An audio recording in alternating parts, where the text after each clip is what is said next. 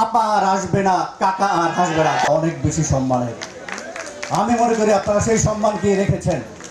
বাংলাদেশের ছাত্র সমাজ আপনারা যে নেতৃত্ব গুণ দেখিয়েছেন, যে বীরত্ব আপনারা যদি এটা খেয়াল না করেন শত্রুরা সুযোগ পেয়ে যাবে। শত্রুরা কিন্তু আবার আসার জন্য প্রস্তুতি নিচ্ছে। মনে করতে হবে এটা তাদের সাইবার ওয়ারফেয়ারের একটা অংশ। এই অংশকে আপনাদের প্রতিহত করতে হবে। আপনারা আপনার ভাইকে কখনো ভুল বুঝবেন না। একত্রে কাঁধে কাঁধ মিলে যারা যুদ্ধ করেছেন তারা আজীবন ঐক্যবদ্ধ থাকবেন। কেউ আপনাদের পরাজিত করতে পারবে না। আপনারা যদি ঐক্যবদ্ধ না থাকেন আপনাদের কেউ রক্ষা করতে পারবে না। আপনাদের সাথে সাথে প্রশাসনে আমরা যারা রয়েছি আমরাও কিন্তু আপনাদের মতো একই পরিণতি বরণ করতে হবে।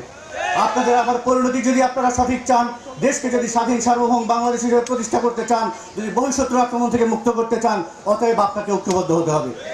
আপনারা তাদেরকে ষড়যন্ত্রকারীদের বলে দিবেন আপা আর আসবে না, কাকা আর আসবে না।